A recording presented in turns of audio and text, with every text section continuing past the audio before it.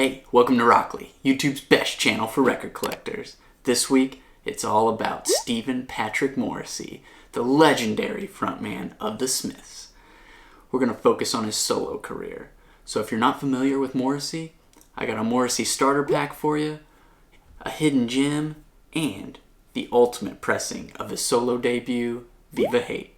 That and more coming up. Get ready for Rockoli, bringing music to you. Rockoli, rock and roll, metal and country too. Get ready for the record of the week. Get ready for Rockoli. Alright, a Morrissey starter pack. First of all, if you haven't listened to the Smiths, that's where you should start. Give them a listen. Start anywhere. All the albums are spectacular. I would say the fan favorite is The Queen is Dead. All the band members over time have said that Strange Waves, Here We Come is their favorite album. But again, there's not a bad album. Honestly, there's only one bad track, Golden Lights, and it's a cover song. If you're wanting to get into Morrissey's solo career, you've come to the right place. I'm going to start you off with what I started with. Bone and Drag. This is a compilation, so not technically an album, but this has some amazing tracks from his early solo work. All the hits are on here, plus all the fantastic B-sides to all the early singles. I think if you don't like this album, probably not going to like the rest of his work. But this is fantastic and a great, great starting point. Now, this reissue has been expanded and includes some more demos and alternative versions of some of those singles. It's highly, highly recommended. It sounds great, comes with a nice big poster. It's just phenomenal. So I definitely recommend getting a copy of this. And as you'll learn, Morrissey has a tendency to tweak things when he releases them.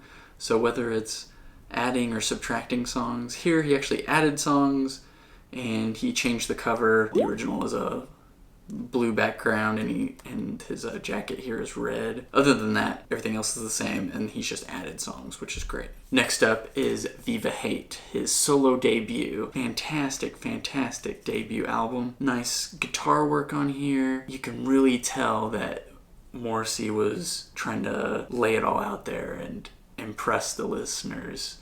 Because at this time, this was released 6 months after Strange Waves, Here We Come by the Smiths, and they had announced that they were broken up. I can't fathom the amount of pressure he must have felt to prove himself, because there were rumors speculating that Johnny Marr was going to be the successful one, have the successful solo career, and Morrissey was going to dissipate and disappear. He had a lot to prove and knocks it out of the park. Definitely give this one a listen.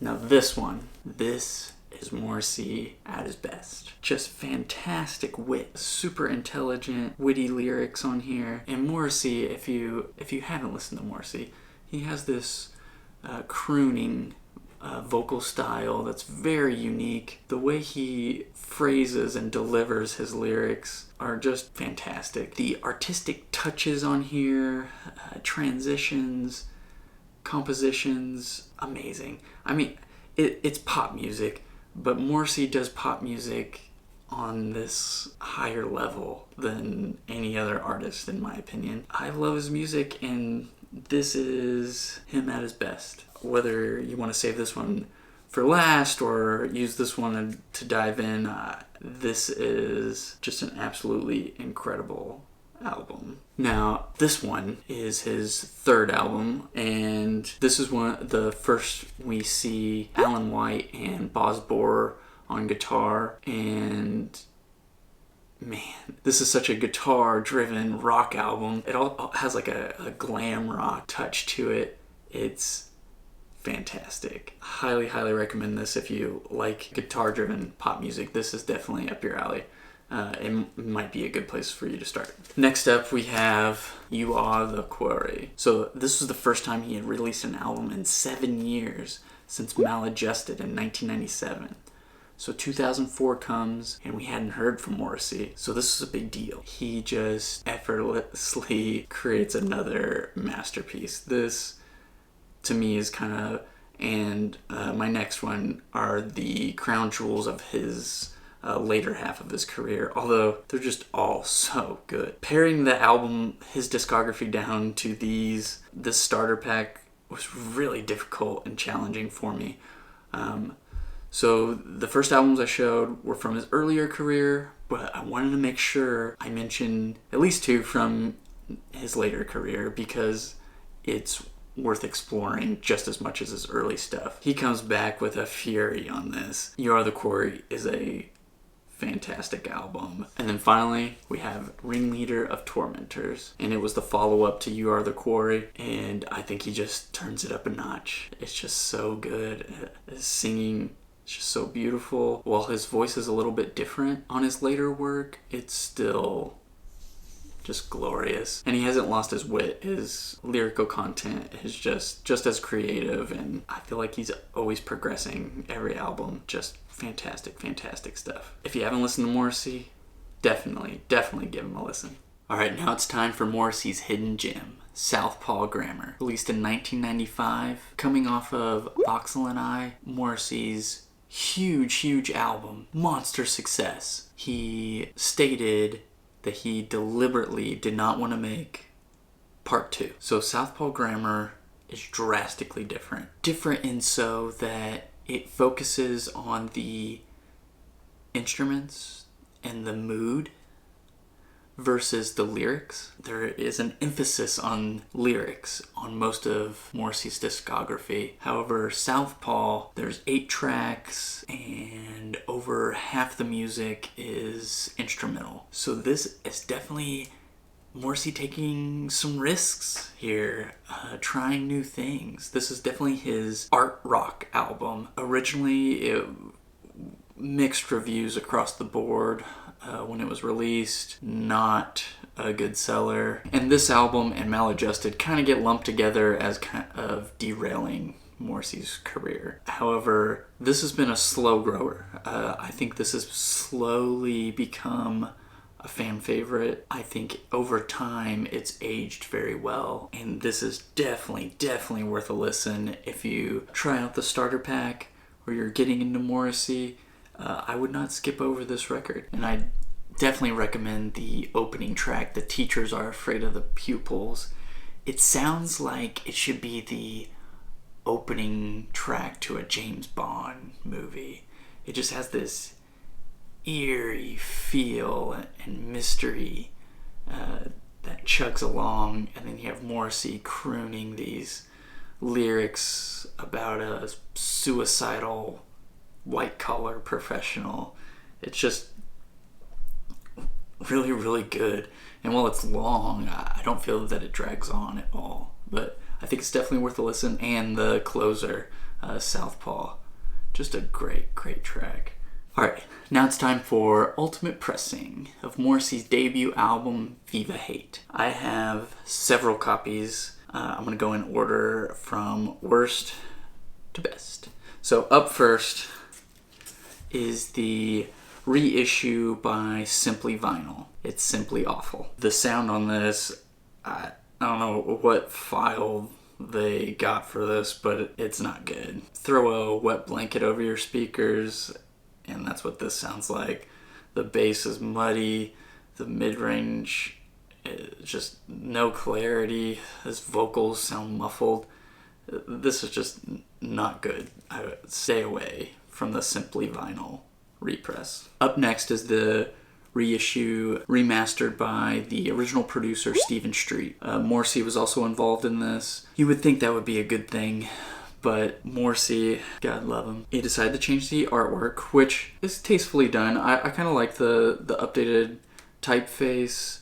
The picture's the same. The biggest thing about this reissue, and I'll talk about the sound here in a moment. The biggest thing is that he took off the track Ordinary Boys and replaced it with a thrown away demo, Treat Me Like a Human Being, which is from the same session, so I give him credit for that. However, it sounds like a demo. So you're listening to this album and you get to Treat Me Like a Human Being, and it sounds like it's from a different album. And it sounds like a demo. Now, don't get me wrong, Ordinary Boys is not some... it doesn't make this album, but it's a much, much better track than Treat Me Like a Human Being. So I don't understand why he decided to remove and replace. You would think a reissue would include bonus tracks, so more tracks than the original. Why he chose to delete a track instead just baffles me and baffles other fans. The sound is much more improved over the Simply Vinyl reissue. However, it's not an improvement over the original release. Now, he goes in and he cleans up some of the... there's some microphone pops from the vocals, from, like the P's. And he cleans those up, so those are removed. The bass is actually reduced, but it's tighter and cleaner. It's filtered and nice and clean, and the pressing's quiet. This is not a bad version at all, and if you want to pick up a copy, I believe you can still get these. Just track down an original. Here I have a Australian pressing. This is the standard version, or a later pressing, versus these reissues. Just so much better. The soundstage so much wider, nice heavy bass. The guitar is just powerful, and the clarity of the vocals just kind of wash over you. His croon, and just a nice sound in comparison to these reissues. Then we have the original Australian pressing, which you'll notice the title is Education in Reverse. Morrissey claims in his biography that it was always just a working title. It was never intended to be the title of the album, but for whatever reason, that message didn't get relayed to Australia in time, and so they pressed this album titled Education in Reverse, and it's the only version that does that. However, the UK pressing has Education in Reverse in the dead wax of the album. This sounds just like that later Australian pressing, the only difference being the cover. So for collector's sake, I think it's really cool to have that version, but it's definitely not superior sonically than the later Australian pressing. Next we have the UK first edition. There's a big jump from the Australian pressing to these next three pressings, and these next three are very, very close. So the UK first edition, just nice, big, thumping bass, clarity in the mid-range. Morrissey's vocals are just so smooth. And again, the soundstage, just nice and big, and it washes over you. The stereo of the guitar going back and forth from left to right. Just a fantastic sound on here. I would have thought this was the best until I picked up this Japanese pressing. And the vinyl is just so ultra quiet on here. These Japanese pressings tend to have that shrill on the high end, like I've talked about before, but it's not on this one. The bass isn't as boomy as that UK pressing, but it's tighter. And when I combine that with the awesome packaging on this, the clarity of the image, the obi strip, and it also comes with the 7-inch Hairdresser on Fire single, and that is just a phenomenal track. Why they omitted it from the album is beyond me. I could see somebody preferring the UK sound over this, but to me, the inclusion of that 7-inch and the obi strip here on the packaging just and I prefer the bass to not drown out some of the other instrumentation, which that UK pressing would do at times. I definitely think that this is a step up from the UK first press. But I think the best pressing of Viva Hate is the US first edition. The dynamics on here are just so much better than all the other pressings. And just like the previous two, just a massive soundstage, the clarity, amazing how much better this sounds on vinyl versus the CDs, especially the reissue. The reissue are just squashed dynamically, but the sound on this US pressing, and I have a gold stamp promo, and it is just fantastic. This is the way to hear this album. It is awesome. Oh, I just love the guitar on that opening track. It just screams on this pressing. I highly, highly recommend picking it up. Well, hope you enjoyed a sneak peek at my Morrissey collection and the starter pack. If you haven't given Morrissey a listen, I definitely encourage you to check out some of his music. Morrissey can be a polarizing figure. He said some very controversial things over the years. But in my opinion, I try to separate the artist from the art. I think if I only listened to artists that shared my religious beliefs, political views, sexual orientation, my record collection would just be disturbingly small, not only physically, but in its contents. Morrissey's one of my favorites, and I just want to do an entire episode dedicated to him. So, anyway, that's all for this time. You just had a healthy dose of Rockoli. I'll see you next time.